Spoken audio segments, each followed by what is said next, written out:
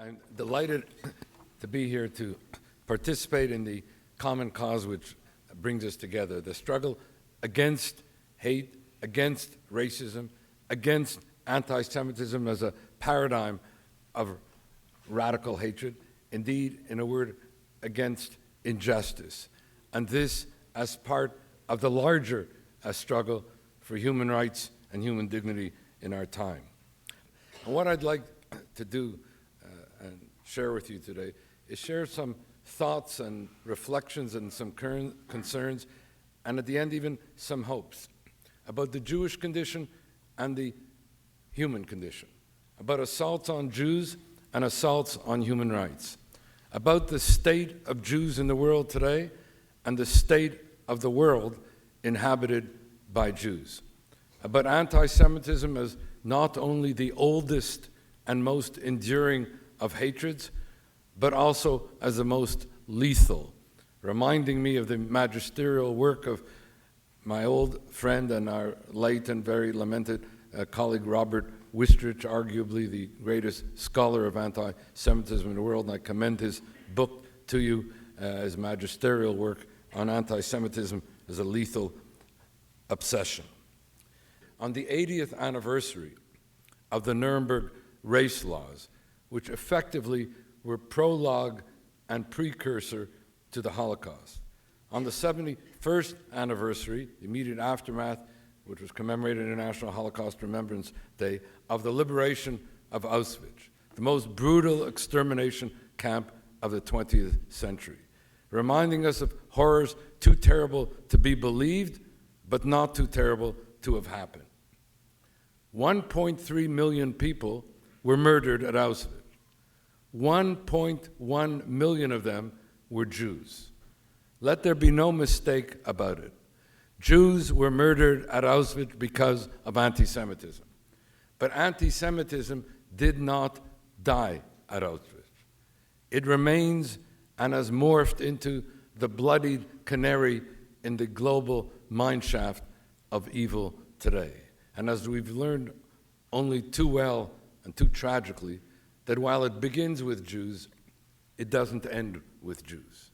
And so the underlying thesis of my remarks today, that we are witnessing an old, new, global, escalating, sophisticated, virulent, and even lethal anti-Semitism, grounded in classical anti-Semitism, but distinguishable from it, that received its first international juridical expression in the United Nations Zionism is Racism Resolution, whose 40th anniversary we recently commemorated, but has gone dramatically beyond that. And I recall to you the words of the late Senator Daniel Moynihan, then the U.S. ambassador to the United Nations, who said of the resolution that it gave the abomination of anti-Semitism the appearance of international legal sanction. A new anti-Semitism for which we have yet to develop a set of metrics to identify it and appreciate it. And I will try to share with you some metrics that are grounded in equality law and human rights law. In a word, traditional or classical anti-Semitism is a discrimination against, denial of, assault upon the rights of Jews to live as equal members of whatever society they inhabit. And social scientists have developed metrics for the identification and evaluation of this traditional anti-Semitism. And indeed, the Anti-Defamation League in 2014 conducted a global survey organized around 11 questions or metrics, things such as, do the Jews have too much power, etc. And they concluded at the end of that anti-Semitism was a persistent and pervasive virus.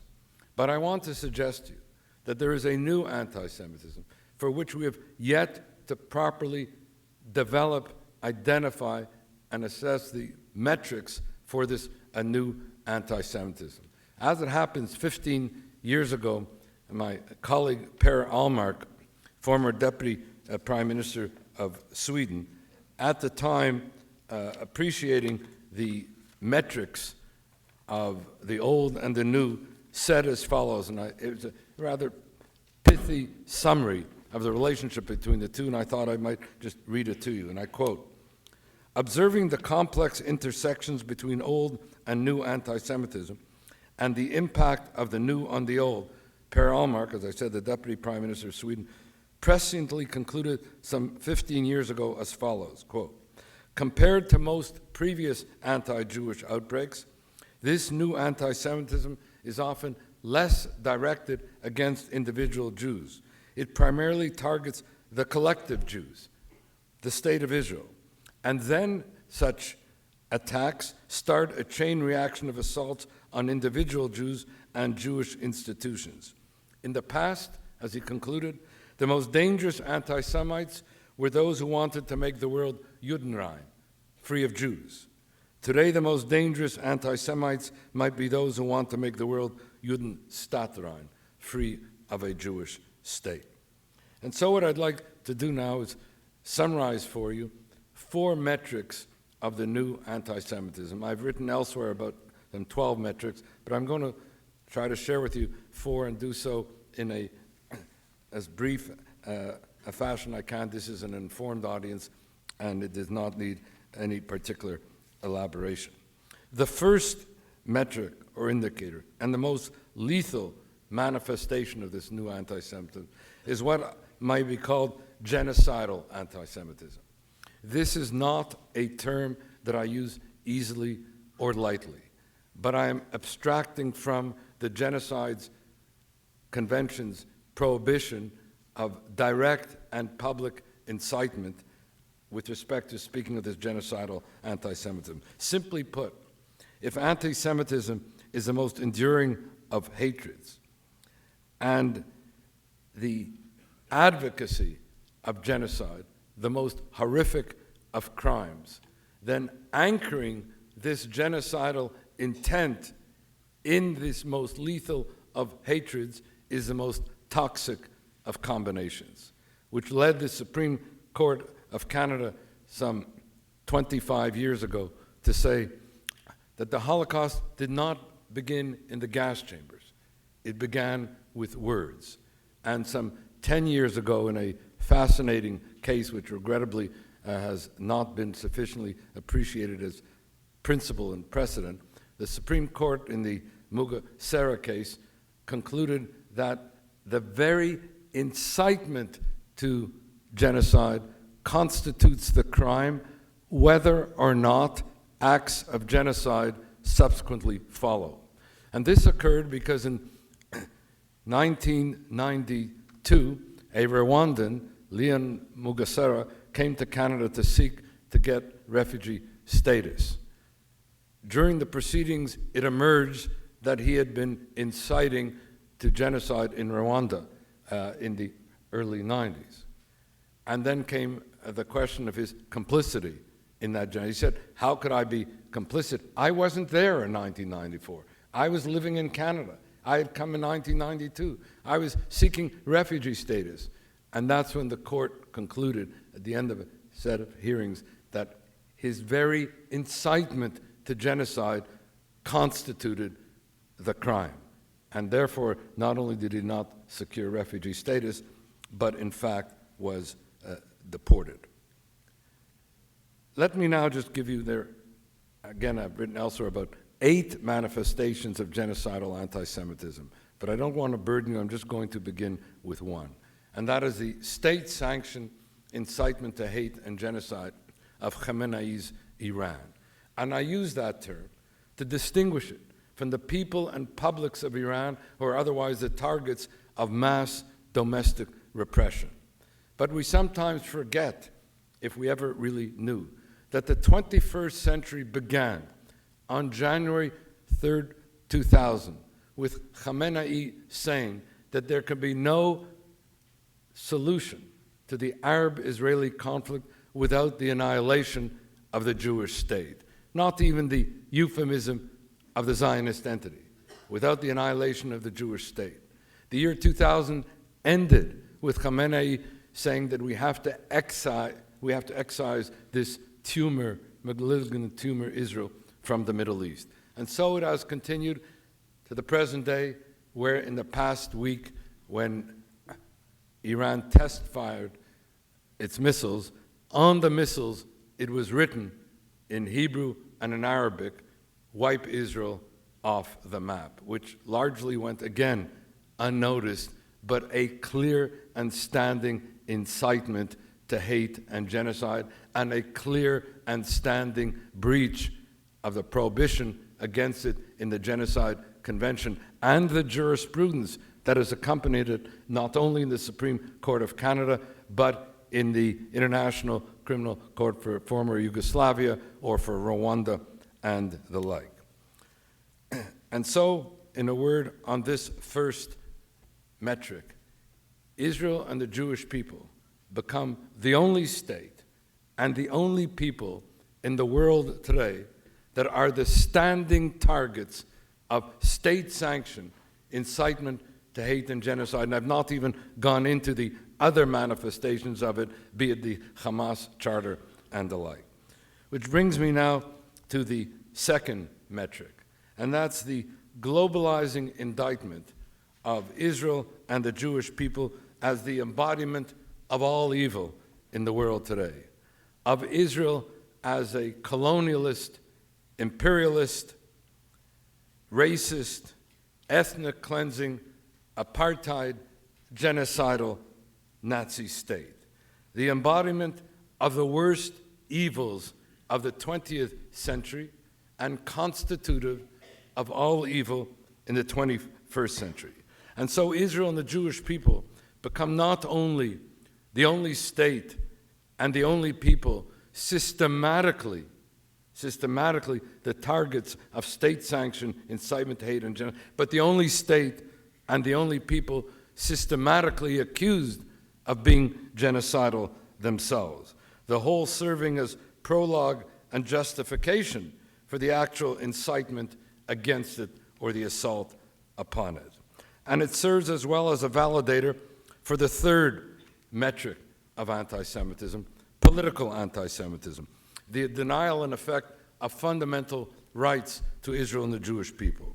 In other words, if the first metric, genocidal anti-Semitism, is the public call for the destruction of Israel and the Jewish people, and the second metric is Israel and the Jewish people as the embodiment of all evil, warranting, in effect, the assaults upon it, then political anti-Semitism is the denial of Israel's right to exist, the denial of its legitimacy, the denial of its right to self-defense against acts of terror and the like.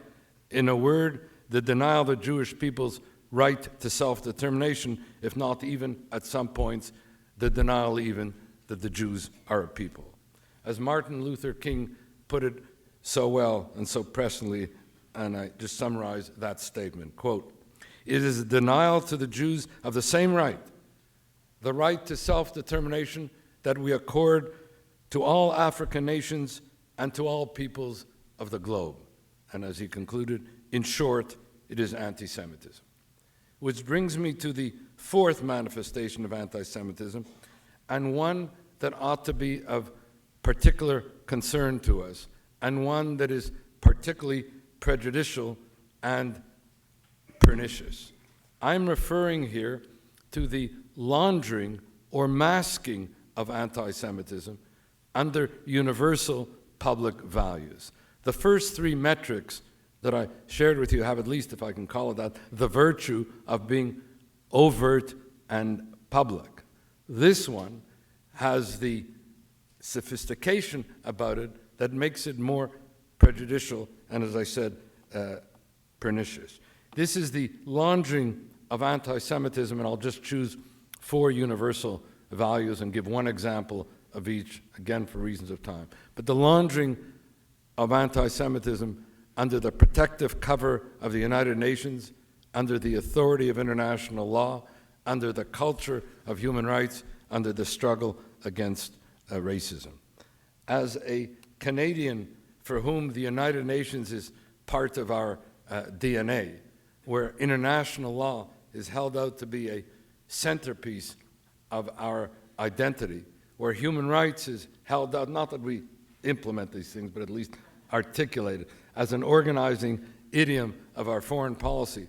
Whereas a justice minister, I had the privilege to inaugurate a national justice policy against racism and hate. This laundering of anti-Semitism under universal public values effectively is prejudicial to each of the four values themselves. Forget about the particular prejudice to Israel and the Jewish people. Let me now give you one example of each. Under the laundering of anti-Semitism under the protective cover of the UN. I'm not saying anything new to this audience when I tell you that every year the United Nations General Assembly, in its annual ritual, adopts 20 resolutions of condemnation against one member state of the international community, which happens to be Israel, and only 4 or sometimes 3 resolutions, as it was this past December, against the rest of the international community combined, thereby not only singling out one member state for differential indictment and discrimination, which would be bad enough in terms of its standing breaches of the UN Charter and the like, but giving exculpatory immunity to the major human rights violators and fostering thereby a culture of immunity and impunity at the United Nations.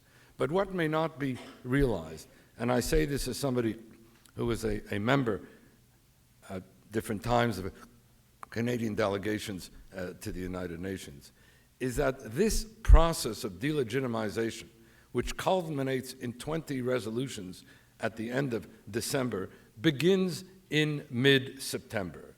So you have 3 months of this process of delegitimization. And exposed to this are those who are the members of these delegations, who are not only diplomats, they are parliamentarians, they are academics, they are journalists, they are representatives of civil society, they are NGO reps, they are sometimes students and the like. So not only is there a critical mass of indictment, but there is a critical mass of exposure to that indictment. And it takes place not only in the United Nations General Assembly. Every year for the last 40 years, and then when I finish, consider the cumulative effect of this kind of indictment. Every year the United Nations specialized agencies end up with their own process of the laundering of delegitimization under universal public values. And so it is then that the International Labor Organization condemns Israel for its suppression of Palestinian trade unionism. And so Israel is therefore the enemy of labor. The enemy of health in the resolution of the World Health Organization, and this took place 41 years ago, which condemned Israel for its mass poisonings of Palestinians on the West Bank, variations of which have taken place since, and in 2015, Israel was held to be the worst violator of the rights of health of any country in the world today.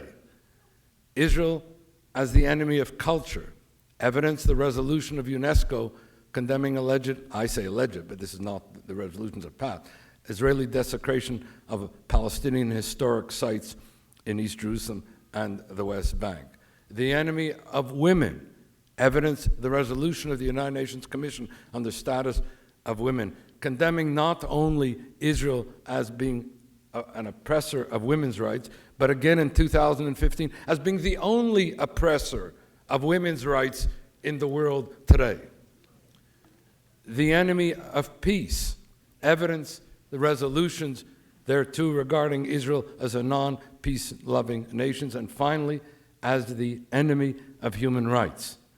The resolutions of the United Nations Council on Human Rights and its predecessor, the UN Commission on Human Rights, and we are meeting at a very important moment because this is now the 40th anniversary of the UN Commission on Human Rights, 10th anniversary of the UN Council on Human Rights. Every single year, Israel is condemned as the worst and sometimes the only violator of human rights in the world today.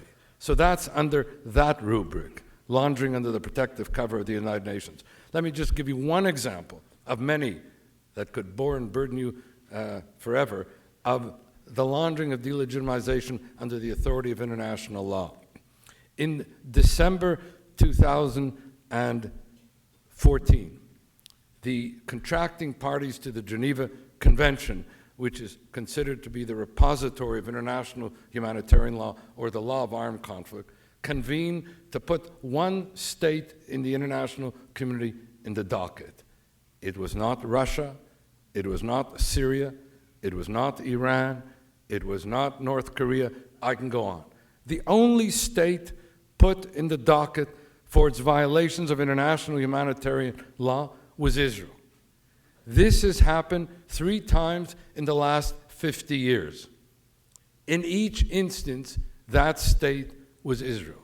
And some of my colleagues in law schools who teach the jurisprudence of international humanitarian law go about it without at the same time contextualizing it by saying, oh, by the way, it isn't that it is Israel that is violating international humanitarian law, but those who convene these state party conferences only indict Israel for its violations of international humanitarian law. Let me take it now to laundering under the culture of human rights.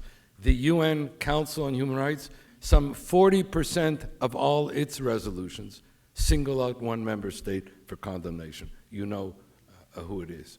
Some 50% of all its special sessions or emergency resolutions setting up commissions of inquiry target Israel.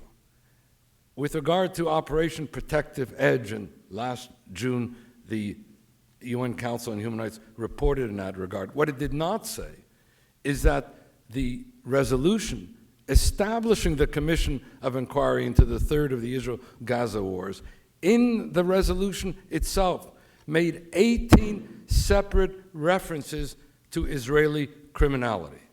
Not one reference to Hamas. And I won't speak also about my colleague, William Schabas, who initially was appointed chair of that commission until he had to resign when it was discovered that he in fact had acted on behalf of the PLO and the like, or had referred to Israel itself as having engaged in criminal acts and so on prior to having become the chair of this commission. But let me just give you one example, and I'll close this third case study of the laundering on the universal public values of my own experience in this regard.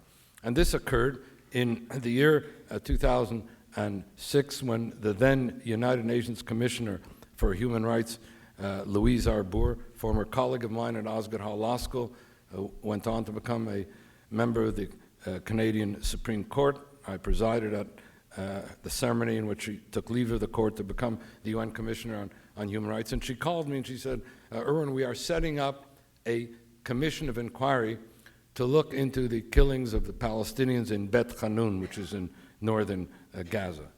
And we'd like you to be a member of it. Bishop Tutu will be one member, and we'd like you to be the second member. I said, is this commission of inquiry going to visit Sderot in southern Israel? So she said, no. Well, why would it go to Sderot? I said, well, it's because of the firing of rockets from northern Gaza into Sderot that Israel, in responding to those attacks, tragically, an artillery shell went astray and 18 Palestinians were killed.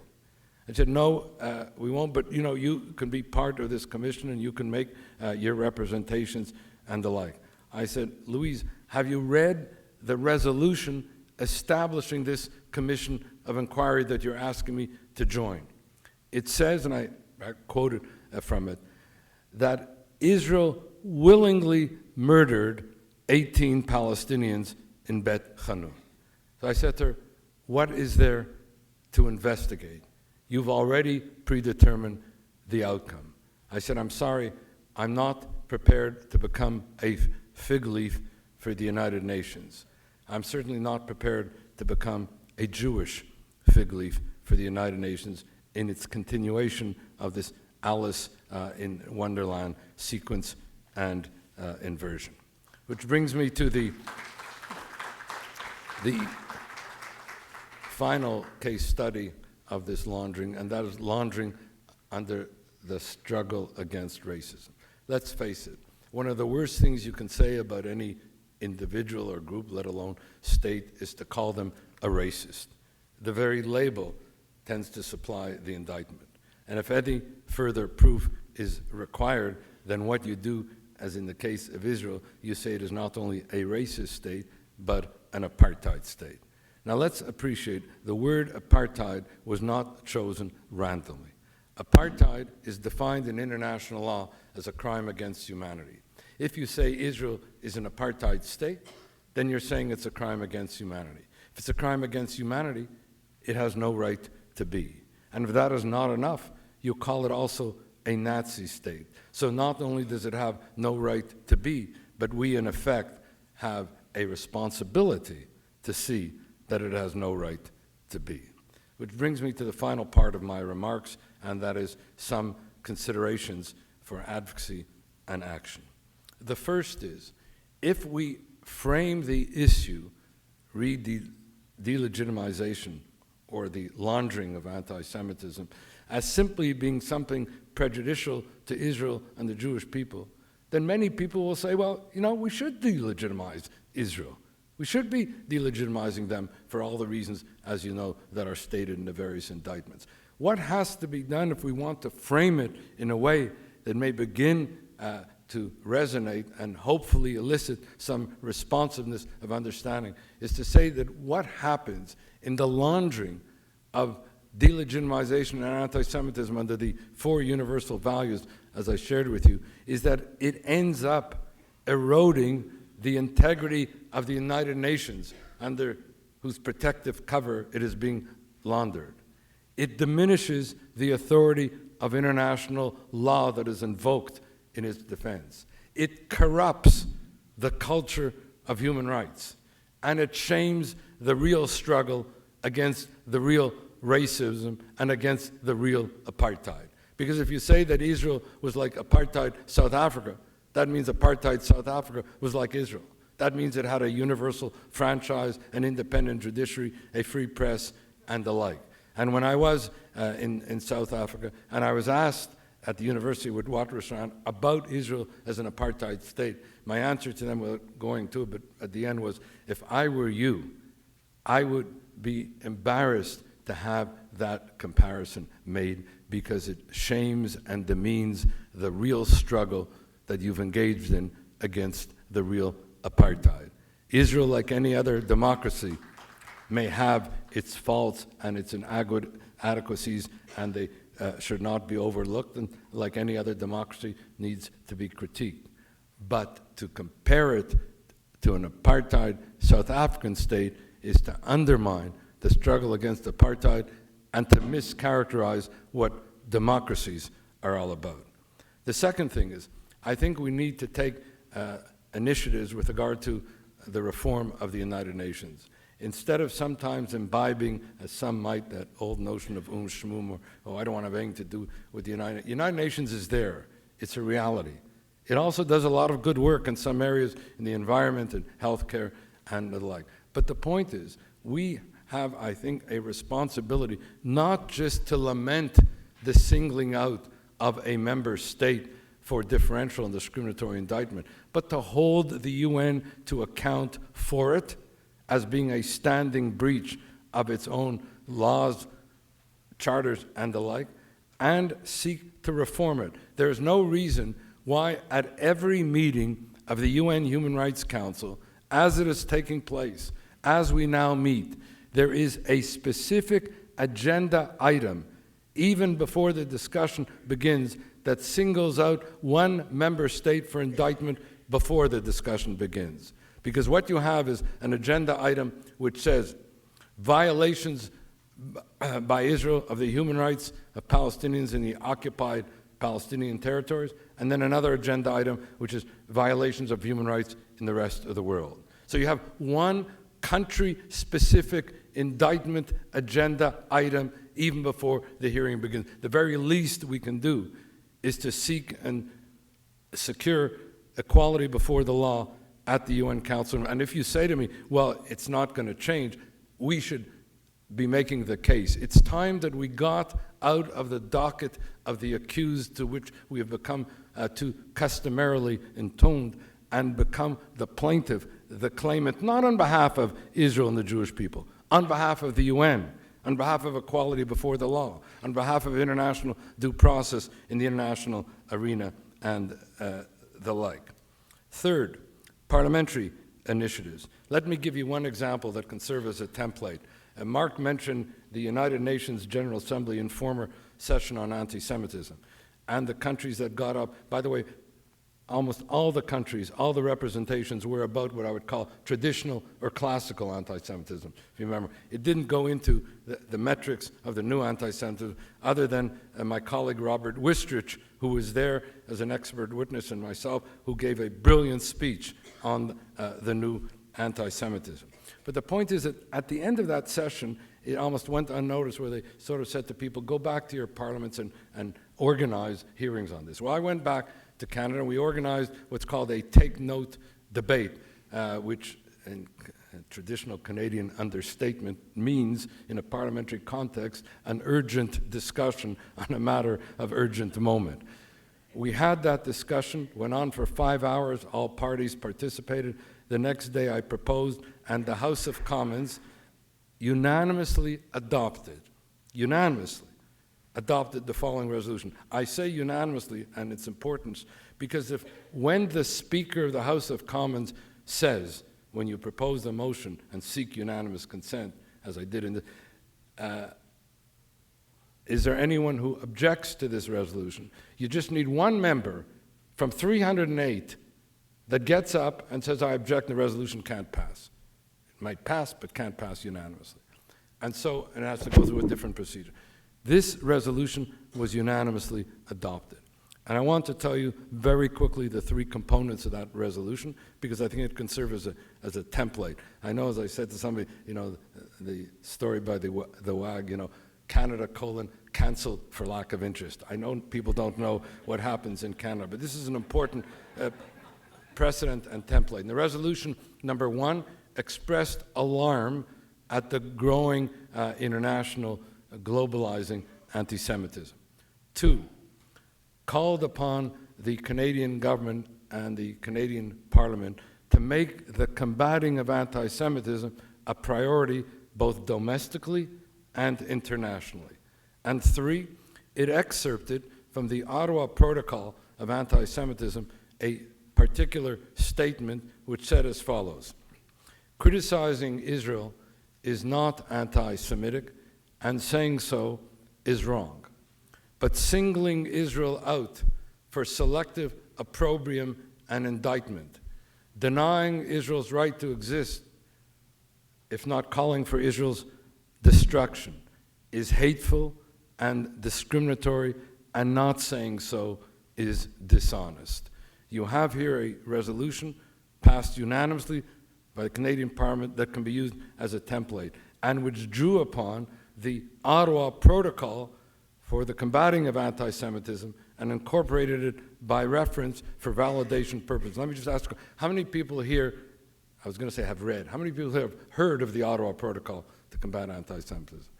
Well, maybe 3-4 people. And this is an informed audience. And that goes back to what I say about the WAG, the Canada cancelled for lack of interest. I commend to you the reading of the Ottawa Protocol to combat anti-Semitism and its predecessor, London Declaration, both of whom were adopted in interparliamentary conferences to combat anti-Semitism, where Ira and myself are leaving to the next one in Berlin, because they can serve as templates, not just for defining anti-Semitism, but for taking action against it. Let me say a word about BDS. I wasn't going to, but in the light of the discussion this morning, and also because this Friday night we had 30 students at McGill who had just been through the BDS debate at McGill, which had 2 phases. In the first vote, in fact, the BDS was adopted. By the way, I understand that people weren't sure what BDS was. It's boycott, divestment, sanctions. It's essentially a kind of replication of the formula that was used against South Africa, and indeed grew out of the Durban conference in South Africa in 2001, which was intended to be a world conference against racism.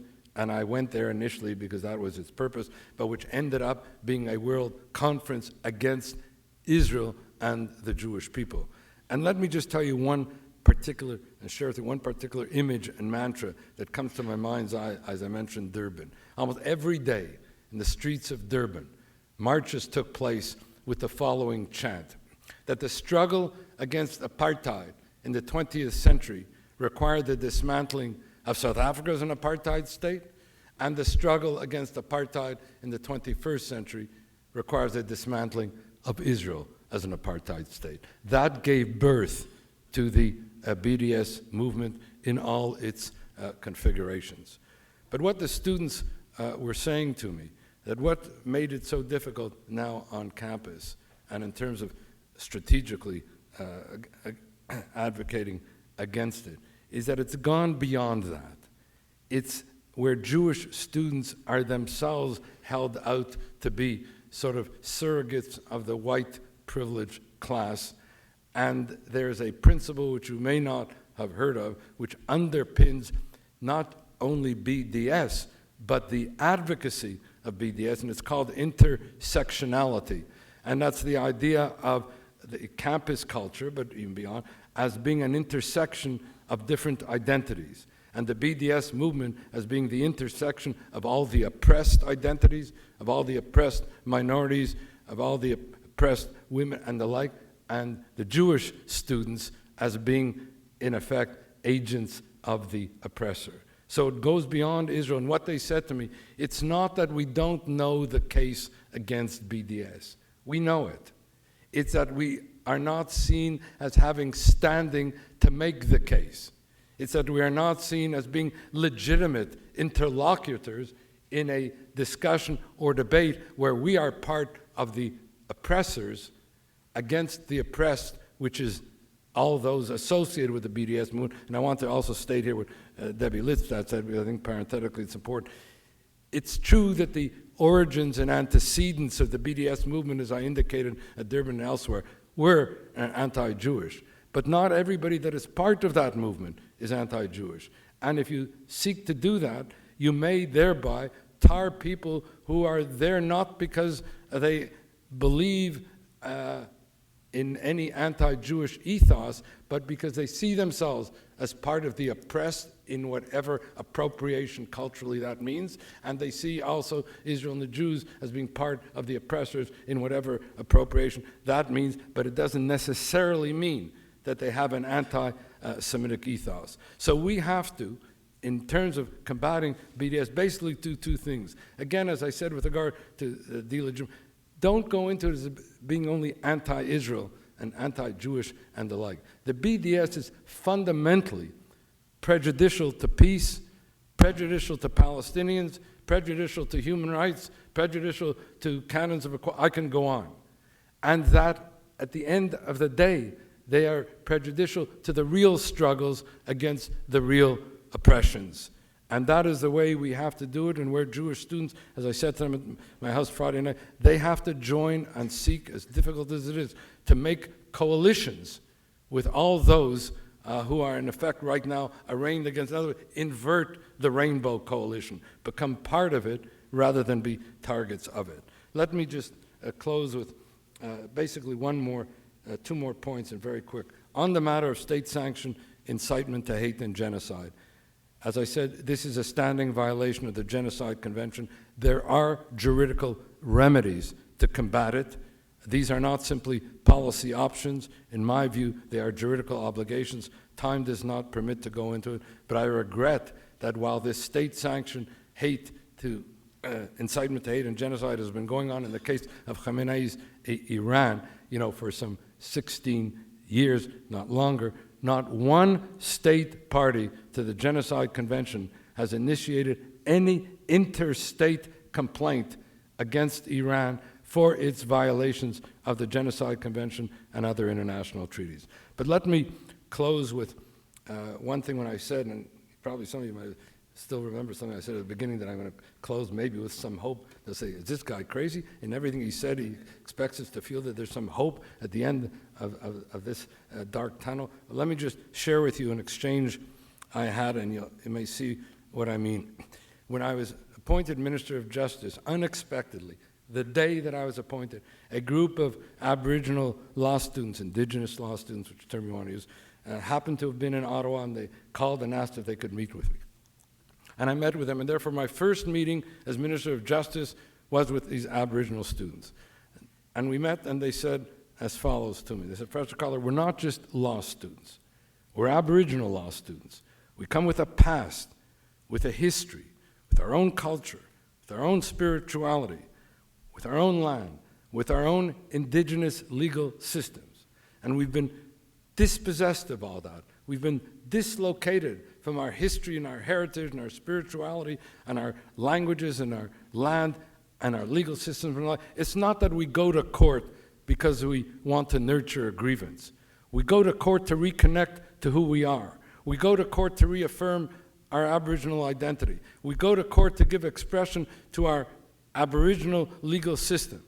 But in everything that we do, we have a great sense of pain because we feel that the Canadian government and the Canadian people don't understand who we are, where we've come from, and what we aspire to be. So I told them that I would share with them a parable that comes out of my own heritage. I said, it's where, but I said, you can find it in other traditions. It's where the students come to their rabbi, and they say, Rabbi, we love you. And the rabbi says, do you know what hurts me? And the students say, Rabbi, why do you ask if we know what hurts you if we tell you we love you? And the rabbi says, because if you don't know what hurts me, you can't tell me you love me. Now that's a profound principle of human relationships. But as I said to them, we will try as a government in concert with you as best we can to understand that pain and those aspirations that you have. And then I said, at the risk of being pretentious or sounding presumptuous, I said, I'm also a member of an Aboriginal people. I said, a people that still inhabits the same land, embraces the same religion, studies the same Aboriginal Torah, speaks the same Aboriginal language, Hebrew, hearkens to the same Aboriginal prophets, and bears the same Aboriginal name, Israel, as we did 3,500 years ago.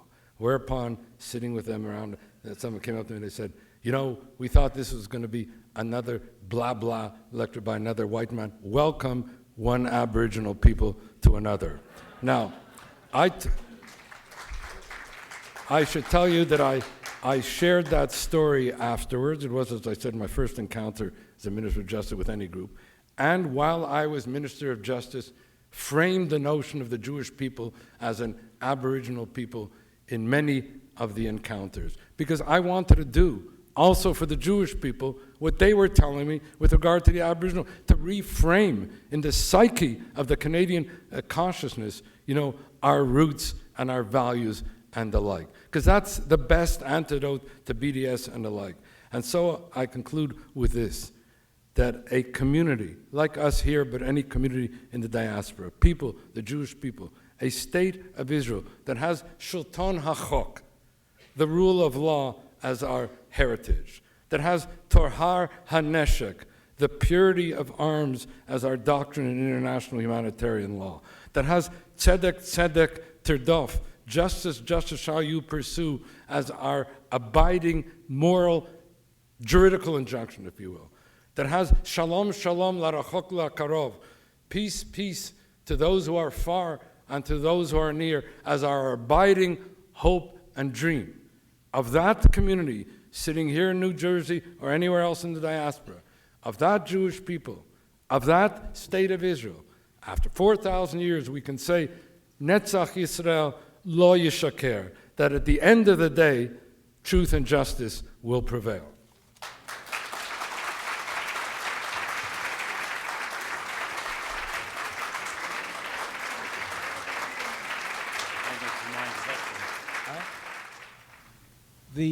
The point that you pointed out about the Iranians and their incitement, if they were brought to court And assuming the court were to find them guilty, how would that be enforced?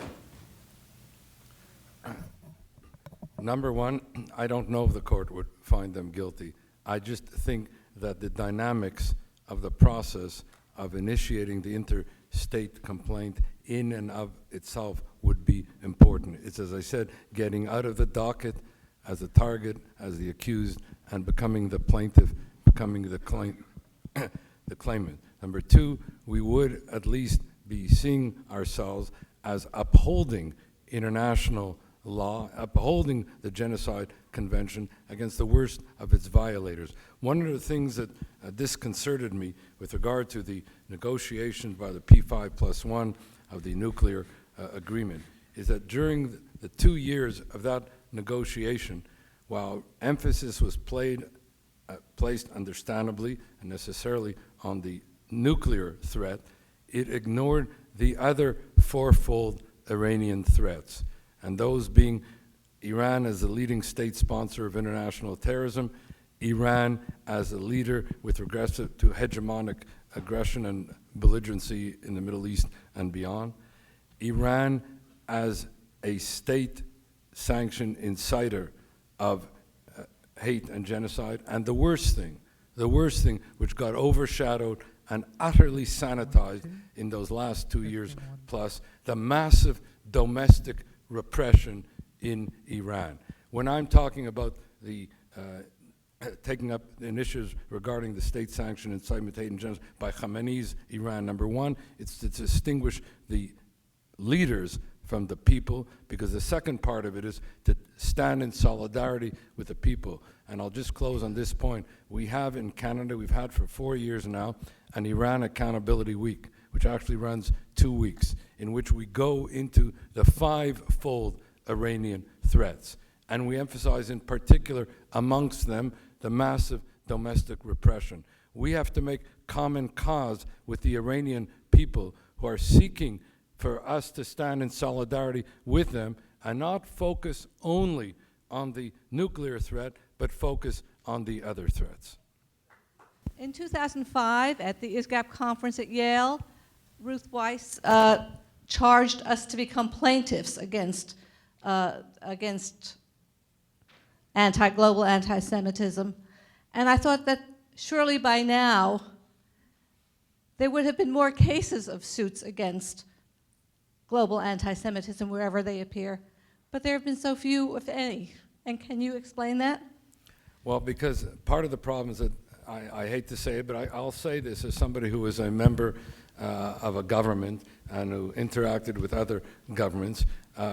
There's a lot of government leaders that really don't know their own case and don't know the international legal remedies that may be available. And there's also because political considerations come in and sometimes override it, or economic considerations come in and sometimes override it. I can cite chapter and verse on this, but I think it's our both responsibility and capacity to try to mobilize these coalitions, governmental, parliamentary,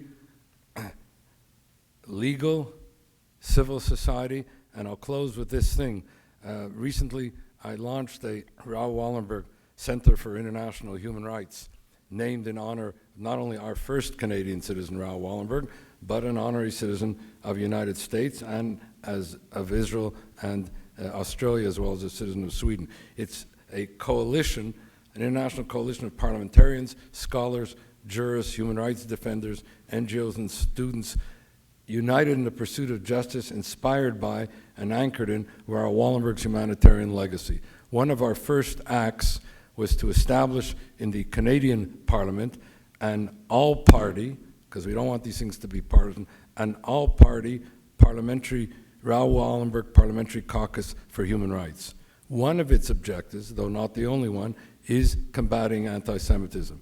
But it's combating anti-Semitism as part of a larger spectrum of human rights pursuits and as part of a larger pursuit of justice. So we become part of a larger coalition in that regard. And one of our objectives is also defending political prisoners, because the political prisoners, and some of whom I've been representing, like Raif Badawi in Saudi Arabia, or Leopoldo Lopez in Venezuela, or some Iranians and the like, they are themselves targets and people who've been imprisoned by their repressive governments. If on the campuses we want to serve as an antidote with regard to this intersectionality, we say, okay, you want to stand up for the oppressed people? Here are a series of political prisoners. We want you to stand in their behalf. And so we are seeking to organize on different campuses now that they take up the case and cause of a political prisoner. So I believe there is work to be done. I believe we can do it, and let's hope that this meeting today becomes part of that, not only bearing witness, but advocacy and action. Thanks.